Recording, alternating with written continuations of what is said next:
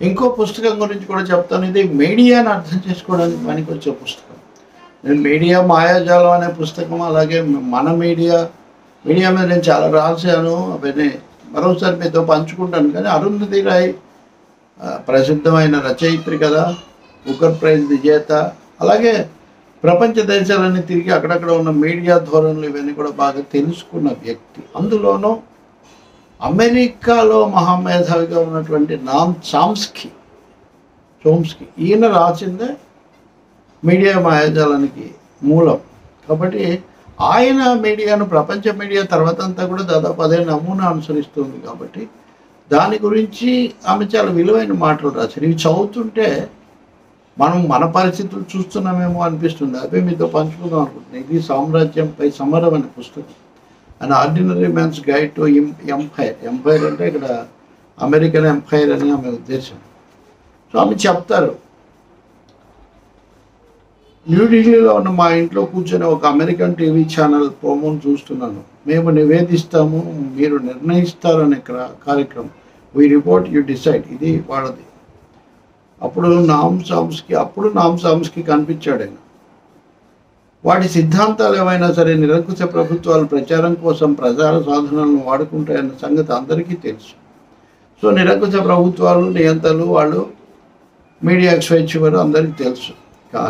కానీ ప్రజాస్వామికంగా ఎన్నికైన ప్రభుత్వాలు ఉండే స్వేచ్ఛా ప్రపంచం సంగతి ఏంటి? ఇది స్వేచ్ఛా ప్రపంచం అని చెప్తుంటారు కదా. ఇక్కడ ఏంటి? ఉదాహరణకు భారతదేశం ప్రపంచంలో అతిపెద్ద ప్రజాస్వామ్య దేశం. నామ్ చామ్స్కీ ఆయన తోటి మీడియా విశ్లేషకుల పుణ్యాన ఈ రోజున మనలాంటి వేలాది మందికి, బహుశా లక్షలాది మందికి కూడా దాదాపు రూఢి అయిపోయింది ఏమంటే, స్వేచ్ఛా మార్కెట్ ప్రజాస్వామ్యాలలో మిగిలిన మార్కెట్ ఉత్పత్తులలాగే ప్రజాభిప్రాయం కూడా సృష్టించబడుతుంది. సో స్వేచ్ఛ మార్కెట్, ఫ్రీ మార్కెట్ కదా. మీడియా కూడా ఫ్రీ మార్కెట్ సరుకు అనమాట. ఫ్రీ మార్కెట్ సరుకు అయిపోతుంది. దీన్నే మీడియా మాయాజాలం అనే పుస్తకం నేను చేసిన దాంట్లో ఒక చాప్టర్, దాంట్లో మ్యానుఫ్యాక్చరింగ్ కన్సెంట్. మనం అనుకున్నట్టుగా ఒక అభిప్రాయాన్ని సృష్టించే ప్రయత్నం జరుగుతుంది. కన్సెంట్ డిసెంట్, మనం ఏది కావాలంటే అది.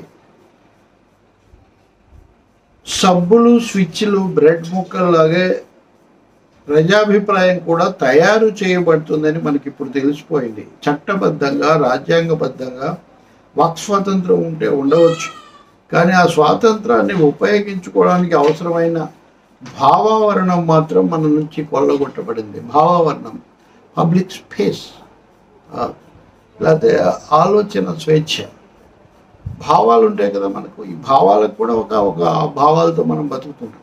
ఆ భావావరణం మన నుంచి దూరం చేయబడుతుంది. ఎలా అంటే మా సబ్బు వాడండి, మా పేస్ట్ వాడండి, మా పర్ఫ్యూమ్ వాడండి అని ఏ విధంగా ప్రచారం చేసి మనం ఇన్ఫ్లుయెన్స్ చేస్తారో, ఈ కథనాలు కూడా అలాగే గుర్తించబడతాయి. వేలంపాటలో దాన్ని భారీ పాటగాళ్ళు గెలుచుకున్నారు. ఎవరు? మీడియా అధిపతులు.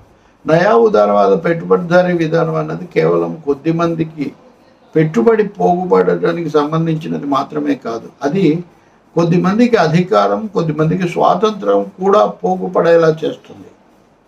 అంటే వాళ్ళకి యాజమాన్యాలు, ఆస్తులు, సంపదలే కాదు, స్వాతంత్రం, స్వేచ్ఛ అన్నవి కూడా వాళ్ళకే లభిస్తాయి, మిగిలిన వాళ్ళకేం లేదు.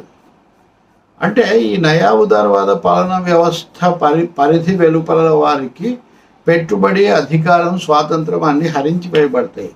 స్వేచ్ఛా మార్కెట్లో మిగిలిన అన్నిటిలాగే వాక్ స్వేచ్ఛ, న్యాయం, మానవ హక్కులు, మంచినీరు, పరిశుద్ధమైన గాలిలాగే ఒక సరుకు అయిపోతుంది. అది చెల్లించగలిగిన వారికి మాత్రమే లభిస్తుంది.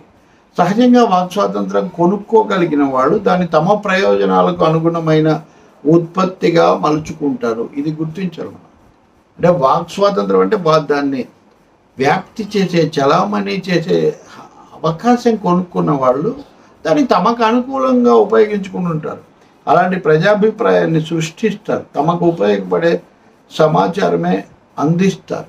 ఉదాహరణకు ఇటలీ ప్రధాని సిల్వియో బెర్లుస్కోనీకి ఇప్పుడు కాదు, చాలా ఇటాలియన్ పత్రికలు, మ్యాగజైన్లు, టీవీ ఛానళ్ళు, ప్రచురణ సంస్థలపై అదుపు ఉంది.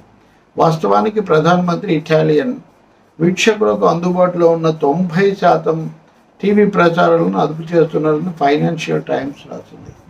ఈయన 90% మీడియా ఆయన చేతిలోనే ఉంటుంది. మనం మీడియా కాదు మోడీ అంటుంటాం కదా, అలా అన్నమాట. మరి వాక్స్వాచ్యకు మూల్యం ఎంత? ఎవరి కోసం వాక్ స్వాతంత్రం?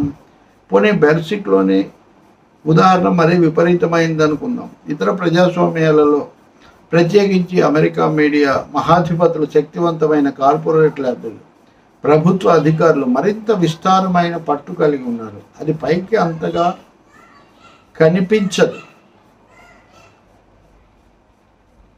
ఇలా చెప్పాలంటే కనుక ప్రజాభిప్రాయాన్ని మాయ చేసే వ్యాపార ప్రక్రియలో భాగంగా పాలక వ్యవస్థ వ్యయ ప్రయాసాలకు సంబంధించిన సానుకూల పార్శ్వం కూడా లేకపోలేదు. వారు ప్రజాభిప్రాయం అంటే నిజంగా భయం ఉందని తెలుసు వాళ్ళకి. అంటే ప్రజలు శక్తివంతులు, ప్రజలను మనం ప్రభావితం చేయాలి అనేది పాలకులకు తెలుసు. అందుకనే వాడు దీన్ని తమకు అనుకూలమైన దిశలో మలచడానికి అంతగా తాపత్రయపడతారు. నిజంగా భయం ఉందని వాళ్ళకి తెలుస్తుంది. ప్రజలు కనుక తమ పేరుతో సాగుతున్న నిర్వాకాల గురించి నిజంగా తెలుసుకుంటే ఆ పరిజ్ఞానం కార్యాచరణకు పురికొల్పవచ్చునన్న భయం వారిని నిరంతరాయంగా నిజంగా వెంటాడుతుందన్నమాట. స్వతహాగా సామాన్య ప్రజలు నిర్దాక్షిణ్యంగా స్వార్థపూరితంగా ఉండరనేది బలాఢ్య వర్గాలకు బాగా తెలుసు. అంటే సామాన్య ప్రజలకు పెద్ద పెద్ద క్రూరంగానో ఏదో దుర్మార్గంగా వాళ్ళు ఏముంటారు, వాళ్ళ జీవిత అవసరాలు, వాళ్ళ ఆలోచనలు, స్పందనలు అలా ఉంటాయి. కాబట్టి వాళ్ళు మామూలుగానే ఉంటారు. వాళ్ళను ప్రభావితం చేయాలి. ఈ కారణం చేతనే వారికి నిజాలు తెలియకుండా చేయాలి. ఒక నియంత్రిత వాతావరణంలో అట్టి పెట్టాలి.